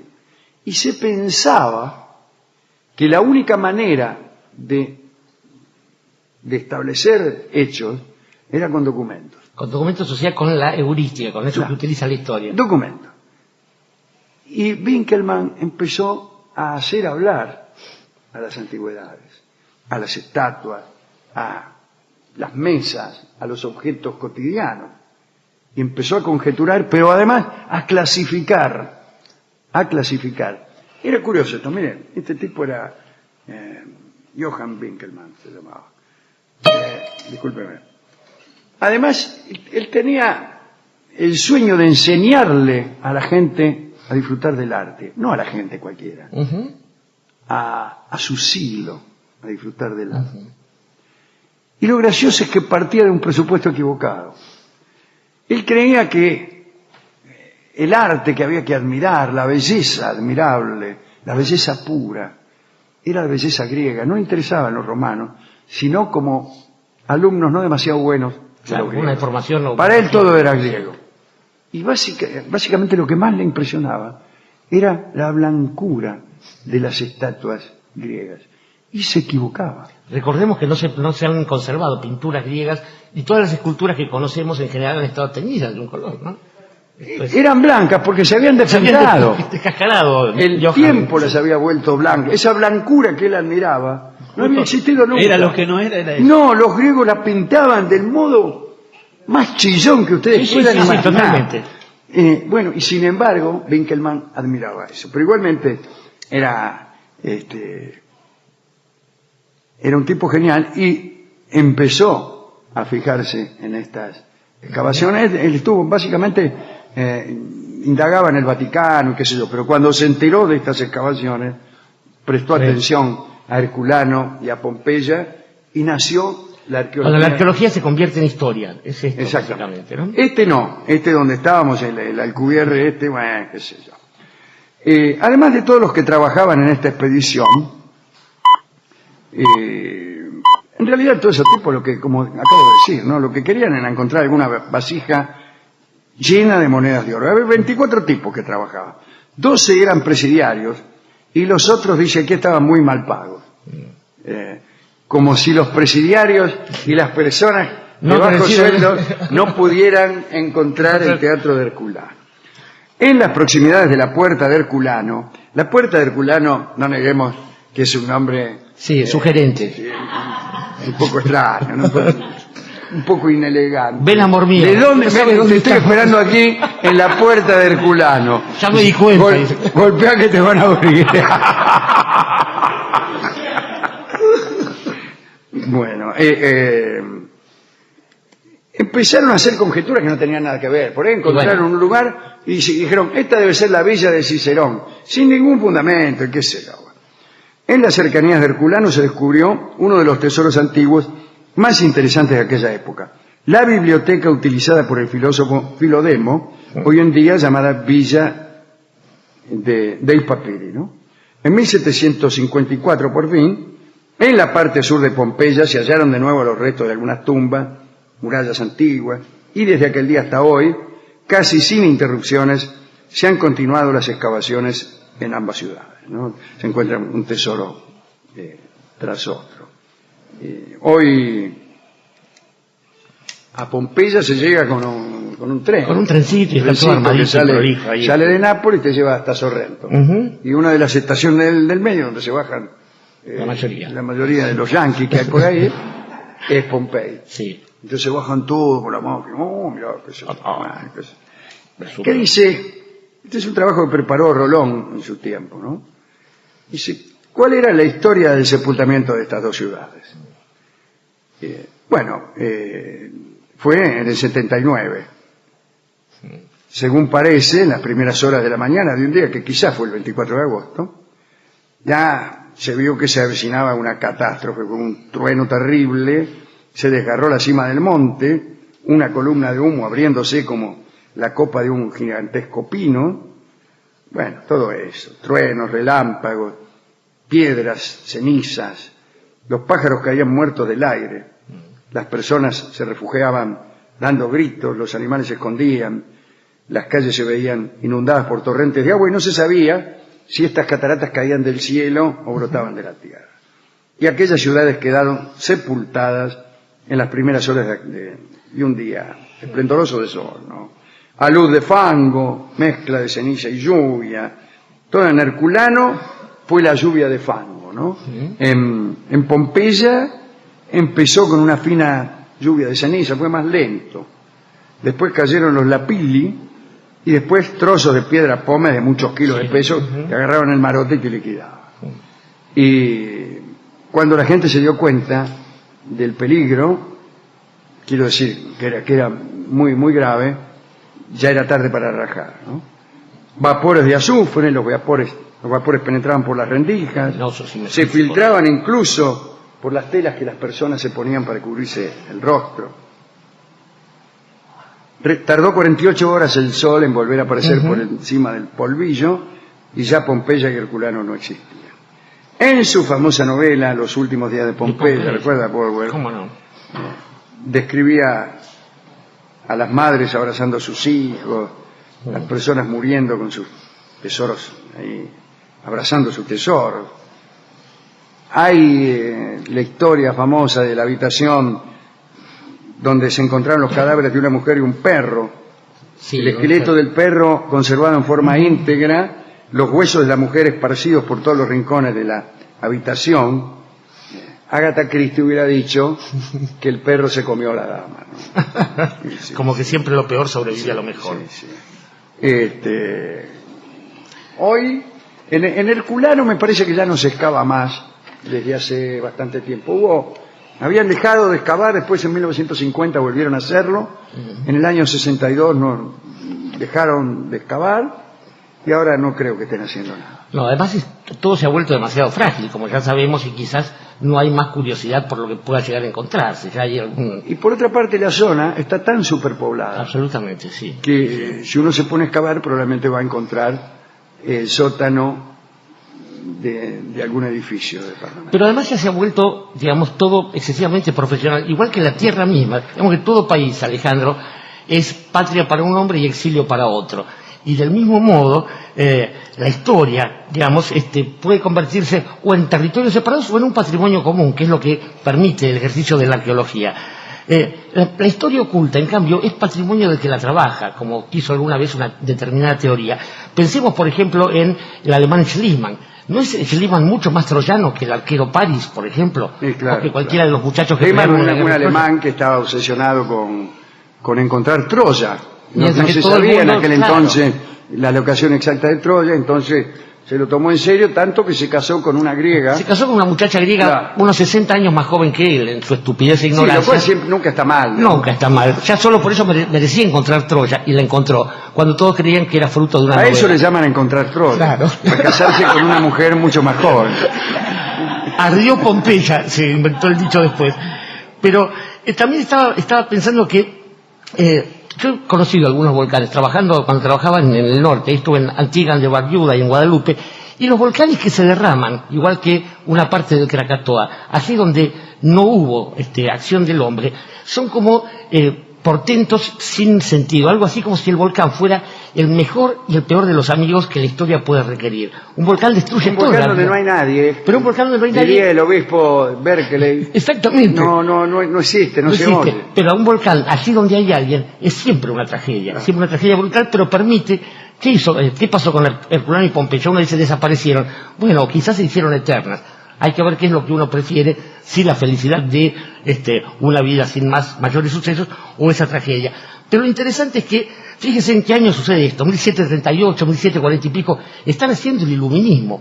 Los hombres están descubriendo una forma de pensar la historia, de pensar la vida y de pensar la propia aventura de la especie como una cosa distinta a la que se había vivido hasta ese momento.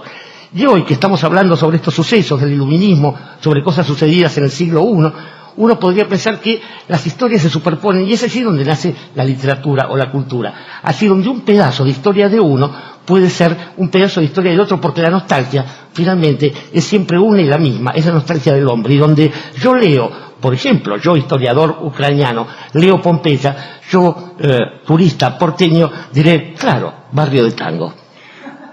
Y Barrio de Tango es la canción pompeyana que escucharemos esta noche en la voz de Horacio Molina, canción que ha sido compuesta evidentemente para enaltecer esta o aquella Pompeya. Adelante. Hablaremos hoy de María Egipcíaca, una santa que antes fue una mujer ligera de cascos. Y conocemos su historia porque antes de su muerte el abad Zósimo pudo visitarla y reveló a la posteridad su existencia. Parece que allá por el año 520 de nuestra era, el abad Zósimo vivía en un monasterio ahí cerca del río Jordán.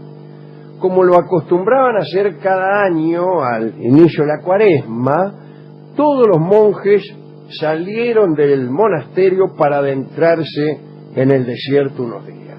Si vamos al desierto, qué sé yo. En un momento, Zósimo vio una sombra. Pensó que se trataba de un demonio, vio como es uno, y entonces tembló. Miró con más atención, entonces vio a una mujer desnuda. Se hizo la señal de la cruz con las dos manos. ¿Con las dos manos? Sí, y se acercó. Entonces, la mujer, que no era otra que María Egipcíaca, huyó, empezó a huir. Y Zósimo la corrió, imagínense, hasta que le dio alcance. Y María le dijo que huía para no mostrar su desnudez. Y Zósimo entonces le dio un manto, esta mujer se cubrió, y rezó, y después dice, bueno, le voy a comentar la razón de mi presencia aquí, pero me voy a preparar un poquito más. Y levitó. Levitó unos centímetros y empezó a hablar. Contó que había nacido en Egipto y que a los 12 años había huido de la casa de sus padres. Había ido hasta la ciudad de Alejandría y allí perdió su virginidad. Aseguró que eran tan grandes las llamas de la lujuria que la abrazaban, que se dedicó durante 17 años a todo género de proezas sensuales. Señor. Y dice, no recibía nada por eso, aclaró enseguida. ¿Y qué iba a recibir? No sé, dinero, por ejemplo. Lo hacía solo por gusto. El sustento parece que lo conseguía hilando. En los ratos libres. De día hilaba y de noche no. Tejía. En Alejandría, María Egipcíaca vio que había mucha gente, un día, no una tarde cualquiera, vio que mucha gente se embarcaba en dirección a Jerusalén para festejar el día de la exaltación de la cruz. Preguntó, ¿de dónde va toda esta gente? Dice, nos vamos a Jerusalén a festejar el día de la exaltación de la cruz. Muy bien. Le dieron ganas de meterse en esa nave. Dice, ay, qué gana. Y como no tenía dinero para pagar el pasaje, se le ocurrió entregar su cuerpo a todos los marineros. Pero no era que no cobraba nada. Bueno, pero en este caso tenía que viajar a Jerusalén. Porque no querían nada hilado. Bien. Y claro, primero trató de vender unas pañoletas, Claro, pero sí. no se las compraron. Sí. Viajó. En el barco provocó a la mayoría de los pasajeros. Yo nunca viajo en esos barcos. Son fáciles de provocar sí, igual sí. los marineros, ¿eh? Pero no, en este caso eran los pasajeros. Ah, los En pasajeros. los del buquebús, sí. Que veo qué clase de pasajeros son. Llegaron a la fiesta religiosa con sus pecados multiplicados. ¿Qué le parece? Imagínense, por lo menos por 5. En verdad, toda la travesía se convirtió en una orgía de abrazos, No. vino y canciones lujuriosas. No, buquebús, que van, lo único que hay son chicos que corren y te llevan por delante. Pero encima cantaban también. Cantaban canciones lujuriosas. Bueno, algunos decían que esta embarcación era una trampa del diablo Parece, ¿eh? y que en realidad estaban viajando a los infiernos. En Jerusalén, llegaron a Jerusalén. En Jerusalén María se comportó igual que en el barco. Con eso le digo. Seguía, sí. Cuando los fieles marcharon a la iglesia de San Juan Bautista y entraron para los festejos, sucedió que María no pudo ingresar. No le estoy diciendo que no la dejaron entrar, ni que había un guardia, ni que le cerraron la puerta, no. Una fuerza misteriosa la expulsaba cada vez que quería atravesar la puerta. La tipa iba y Era algo, repelida por una... claro, algo la empujaba. Intentó 4 veces y las 4 fue expulsada. Al rato, una aparición angélica le dijo lo siguiente, bueno, dice, soy una Sí. aparición angélica, bien. Si pasares el Jordán, le dijo la aparición angélica, allí hallarás reposo, dijo, y se fue. Horrorizada María marchó hacia el río Jordán a hacer su penitencia. Abandonó Jerusalén, siguió a la orilla del Jordán y se adentró en el desierto oriental. Y 47 años después se encontró con Zósimo. María le contó que durante 15 años en el desierto había comido un total de 2 panes y medio. En todo ese tiempo. Sí, es una dieta que ni el doctor Cormillot, No, señor. ¿Qué le parece? la famosa dieta de los 2 panes y medio en 15 años. Para evitar la risa del abad, que Sí. parece que le producía mucha gracia que alguien comiera 2 panes y medio, dijo todo esto mientras se elevaba en el aire. ¿Y eso evita la risa? No lo sé. Es raro. Es raro, en general la provoca. Claro, a como mí si forma, alguien claro. viene y me dice que se comió 2 panes y medio Y le evita. en 15 años y le evita, creo que me daría risa. Sí. Bueno, después, mientras caminaba sobre las aguas del Jordán, como quien no quiere la cosa, contó a Zósimo cómo conversaba con los animales. Dijo, mire, converso con los animales de la siguiente manera. Yo les digo algo y ellos me contestan. Lo que quieren. Esa es mi manera de conversar con los animales. María también contó que los años del desierto fueron años de combate incesante contra un pasado que se le actualizaba. Ah, Es mira raro algo. encontrar en una geografía como esta la palabra Sí, actualización. está escrita por un psicoanalista. Sí, me parece que sí. Dice el cronista que a María la tentaba, o la había tentado durante todos esos años, el deseo de cantar canciones disolutas que había aprendido en Alejandría. Claro. Sí, De esos que cantaban en el arca. Porque sí, estaban sí, también... sí. De las que aprendió en las mismas canciones Claro. disolutas. ¿Ves? Las mujeres de hoy en día no saben hacer un guis. Las mujeres de hoy en día no saben hacer un guis.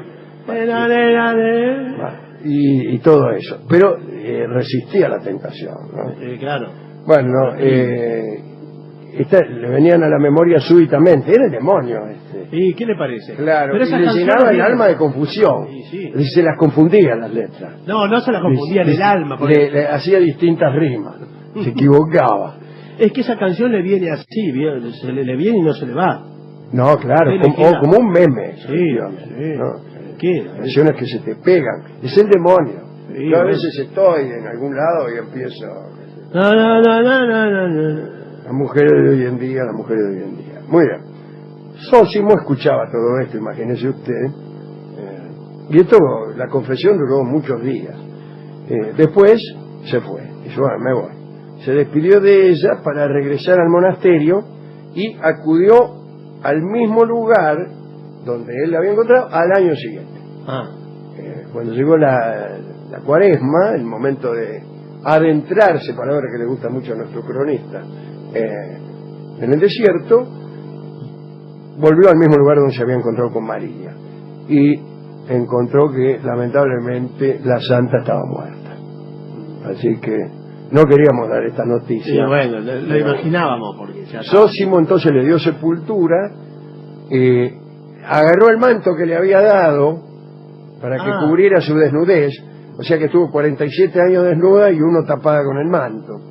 Se lo guardó el manto como reliquia y contó esta historia. ¿Y cuál era la santidad de esta mujer? No lo sé. Bueno, haberse quedado haciendo penitencia durante 47 años en el desierto y haberse comido 2 panes y medio, ¿le parece poco? No, está bien. ¿Qué quiere que no, haga? pero ¿cómo no? Porque vio que hay un tribunal. Hay gente que alardea de mucho menos. Vio que hay un tribunal. Que alardea de ser sincera, por ejemplo, como si eso le garantizara la santidad. Yo por lo menos soy sincera, dice. Hay un tribunal de santos que le dice, no. Pero no había en aquel entonces. No había. Bueno. Dios que tiene que tener un milagro comprobado. Sí, bueno, Es un oxímoron. levitar. Claro. Levitar. Pero comprobado. Comprobado, y bueno, todos son así de comprobar. Sí. Bueno, algunos espíritus paganos prefieren creer que además de la aparición que la redimió, aquel ángel, María tuvo un desengaño amoroso que la alejó para siempre de cualquier lujuria. ¿Y en qué momento lo tuvo? ¿En qué momento va a tener un desengaño amoroso una persona que tiene tantos amantes consecutivamente? Es raro, y en el desierto no tuvo tiempo de nada. Bueno, los que dicen esto dicen que ella, que no había llevado al desierto prenda alguna, tal vez llevó sí la pena constante de una ausencia. Y el nombre del amado no lo sabremos nunca porque ella lo conservó en el mayor secreto. Pero un amante secreto es algo que siempre tienta, ¿no? Sí, y también es algo fácil de inventar, ¿eh? Sí, nunca hay amantes secretos, pero hay gente que hace pensar, hace suponer que realmente en el fondo de su corazón tienen un amor secreto y que nunca van a revelar el nombre del amado. Ahora va a cantar Karina Beorlegui, y voy a ayudarla yo en el estribillo, un tango que se llama Que nadie se entere. Que nadie se entere de qué.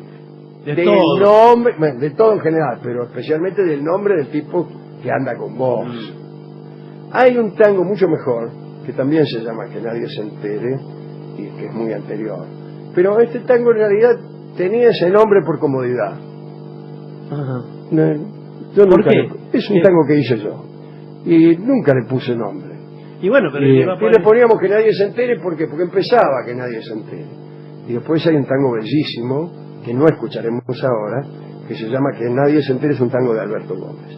Pero hoy escucharemos este que canta Karina Beorlegui, en atención a este secreto que se llevó, diría que a la tumba, aunque en realidad tuvo que aparecer después Zósimo para que pudiera llevárselo María enteramente a la tumba. Antes se lo había quedado ahí nomás en el desierto. Hablo del secreto de María Egipcia. Adelante, que nadie se entere. Bueno, hablaremos de la llegada a la corte de Francia de María Antonieta. María Antonieta que vino para casarse con el Delfín, o sea, con el heredero de la corona, el nieto de Luis XV, quien sería luego Luis XVI. Pero cuando vino, el tipo era el príncipe, y reinaba todavía Luis XV. Y Luis XV tenía una amante muy famosa que era Madame de Barry. Y con la llegada de María Antonieta se produjo una enemistad con la de Barry. Era el año 1770, Luis XV ya estaba viejo, la Dubarry, que era la antigua favorita, hacía lo imposible para sostenerse en la corte.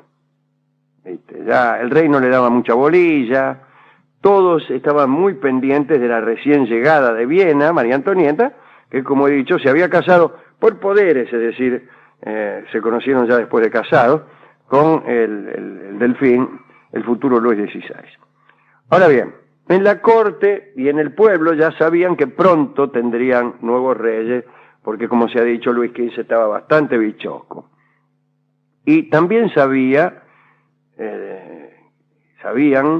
que una nueva mujer iba a tener influencia, que la influencia de Madame Dubarry iba a terminar y que María Antonieta iba a ser muy importante en las decisiones del reino. Y entonces la Dubarry empezó a conspirar para ver si podía conseguir que el Delfín repudiara a María Antonieta, que el matrimonio fracasara y que finalmente el Delfín se casara con alguna otra muchacha ante la cual ella pudiera ejercer alguna clase de influencia. Parece, en realidad, que después de 3 años de vida en común con el Delfín, María Antonieta todavía era virgen. Parece que el príncipe tenía algunas complicaciones que hacían imposible el encuentro amoroso, a no ser que se entregara a unas operaciones a las que el tipo no quería someterse. Decía que prefería esperar a que la naturaleza lo ayudara por sí sola. Y el tiempo pasaba. De vez en cuando el Delfín se reunía con su esposa, pero siempre regresaba a sus habitaciones, ya que vivían cada uno en su pieza, regresaba avergonzado. Por otra parte, María Antonieta trataba de olvidar el asunto, aturdiéndose en fiestas donde se bailaba la noche entera.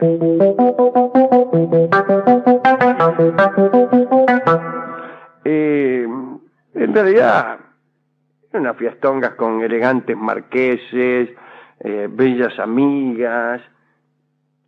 Y el Delfín dormía. Además, ella había creado un teatrito donde interpretaba comedias, organizaba bailes de máscaras y buscaba afectos. No tardó en verse rodeada de adoradores respetuosos. ¡Ay, qué bien! Respetuosos pero apremiantes. Era una situación peligrosa para la futura reina de Francia, déjenme de embromar.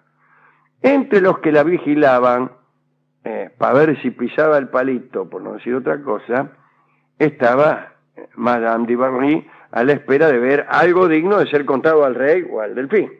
Así que la controlaba. No solo se trataba de delatarla, sino también de contarle al pueblo qué es lo que hacía la mina para desacreditarla. Entre los acompañantes habituales de María Antonieta en los bailongos, había 2 caballeros que eran muy notables por su galantería. Estos 2 caballeros eran nada menos que los 2 hermanos del Delfín, el conde de Provenza, que era muy joven, y el conde de Artois, el futuro Carlos X. Los 3 hermanos eran completamente distintos entre sí.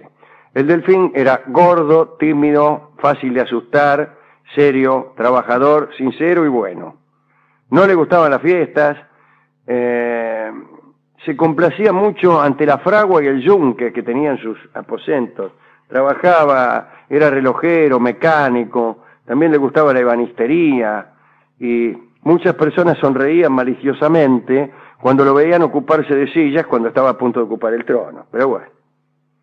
El otro hermano, el conde de Provenza, futuro Luis XVIII, era culto pero egoísta, malicioso, ambicioso. Deseaba la corona y odiaba a su hermano mayor. Y se esforzaba por conquistar a María Antonieta, de la que estaba redondamente enamorado. El tercero, el conde de Artois, era un muchacho seductor, frívolo, muy elegante, de gran inteligencia, y a él María Antonieta lo eligió como su camarada, su amigo. En cambio, al conde de Provenza, el otro lo rechazó. Y el conde nunca le perdonaría eso a María Antonieta. Y entonces María Antonieta y el conde de Artois andaban siempre juntos, representaban comedias, corrían por el parque del palacio, se perdían en los bosques, paseaban montados en burro. Uno de los entretenimientos preferidos de María Antonieta era caerse del burro. Mire qué bien. Y como excusa, revelar al conde de Artois algunas partes de su cuerpo. Ay, me caí. Que son esas partes que quedan al descubierto cuando uno se cae del burro. Con todas esas ropas que llevaban. Claro, además. sí, que quedaría una pantorrilla. Sí, hay que No caerse. no crea, usaban unos escotes por el ombligo. Una noche, la Dubarry, muerta de celos, le dijo al viejo rey Luis XV, que María Antonieta tenía un capricho y que ese capricho era el conde de Artois. Y el rey no le creyó. La Dubarry entonces hizo correr esta misma bolilla entre los escritores de folletines de París. Hablaré 30 segundos de esto. Siempre existió en París la costumbre de editar unos relatos, unas novelitas baratas, incluso que venían con versos, sobre la actualidad política, y donde aparecían personajes haciendo confesiones, metidos en historias escabrosas. ¿Reales? No.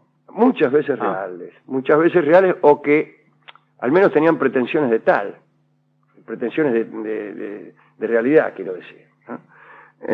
Y entonces hizo correr la bolilla ahí, la Dubarry, para que todos se enteraran de que María Antonieta andaba con Artois. Y los rumores, imagínense, yo. Y algunos autores de folletos llegaron a acusar a María Antonieta de querer envenenar al delfín para reclamar luego el trono junto con Artois. Salió también un poema satírico titulado Los amores de Charlotte y de Tonieta, de Toinette. También apareció una falsa confesión secreta del conde de Artois, en la que el autor hacía decir al de Artois todo lo que hacía con María Antonieta en los bosques, con lujo de detalles. Toda esta literatura delirante era aceptada por la gente sin discusión. Y esto hizo mucho daño, como ya veremos, a María Antonieta. Bueno, seguían las fiestas y los bailongos con el conde de Artois. El conde le contaba a María Antonieta anécdotas obscenas que parece que le gustaban mucho. La verdad es que nunca se supo si verdaderamente el conde tuvo algún encuentro verdaderamente amoroso con María Antonieta, pero se sospecha que no. Pronto, Madame Dubarry tuvo otro pretexto para desprestigiarla. En una fiesta, María conoció al embajador de Suecia, nada menos que Axel Fersen. Después iba a tener mucha importancia en la historia de esto. La futura reina quedó deslumbrada cuando lo vio, ¿no? Después no se dijeron nada, no fueron presentados, pero en un baile de máscaras, Fersen inició una conversación galante con una muchacha, y muy entusiasmado la quiso arrastrar a un pasillo, pero pronto se dio cuenta de que había un círculo de hombres alrededor de la chica. Todos esperaban con aspecto ceremonioso que ella dejara de hablar con él. Fersen, muy preocupado, se alejó. La joven lo saludó con la cabeza y se alejó hacia el primer piso. Y al rato apareció en el palco real. O sea, se había estado conversando a la futura reina de Francia, el tipo que creía que era una mena cualquiera que se le iba a levantar. Entonces Fersen se asustó y se fue. Se fue al extranjero. No volvió hasta un tiempo después.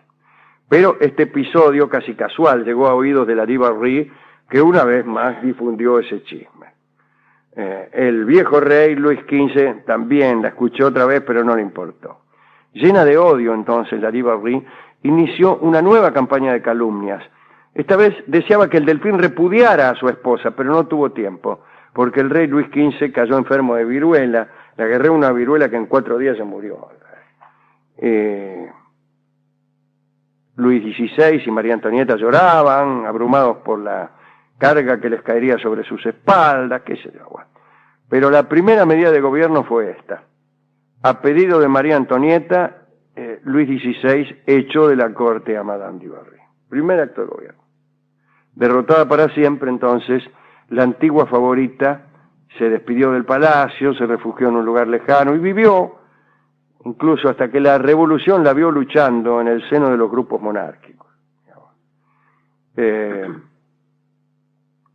Sin embargo, cuando ella se fue, las riendas del grupo de calumniadores pasaron al conde de Provenza, al hermano del rey, que siguió lanzando acusaciones terribles sobre María Antonieta, compuso canciones obscenas, pero ella pensó que todo se apaciguaría con el tiempo, continuó viviendo como antaño, y así siguieron las cosas. Ella pudo acostarse finalmente con el rey, que se sometió a la operación correspondiente y pudo cumplir con sus obligaciones de marido con cierta solvencia. Pero cuando después vino la revolución y ambos fueron condenados fueron llevados al cadalso, a la guillotina, el pueblo insultaba a Luis XVI por sus actos políticos, pero a ella la insultaban y le echaban en cara justamente lo que no había hecho, sus amores con el duque de Provenza, todo lo que decían esos pasquines. Los pasquines. Y Axel Fersen, aquel sueco que se escapó, volvió a última hora, tampoco se sabe si tuvo un romance con ella, pero arriesgó su vida para organizar la huida del matrimonio real. Una huida que, como saben ustedes, fracasó porque fueron interceptados en Varenne. Esa fue la reaparición de Fersen. Pero ella, segundos antes de morir, seguía escuchando prostituta, que ha sido la amante del duque de Provenza, todo lo que decían los pasquines. Extraordinario. Esos pasquines que acompañaron a la historia política de Francia siempre.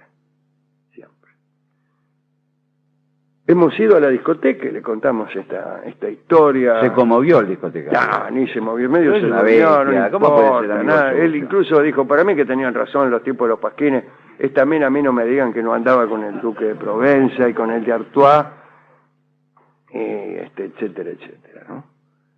Y me dio una milonga que se llama El Conventillo, que justamente trata... No estuvo tan mal. No estuvo tan mal. Trata de todos estos chismes, de cosas, que yo la vi al otro, que sí, qué sé yo, que si fulano, que si mengano, todas estas cosas que hacen tanto daño, ¿no?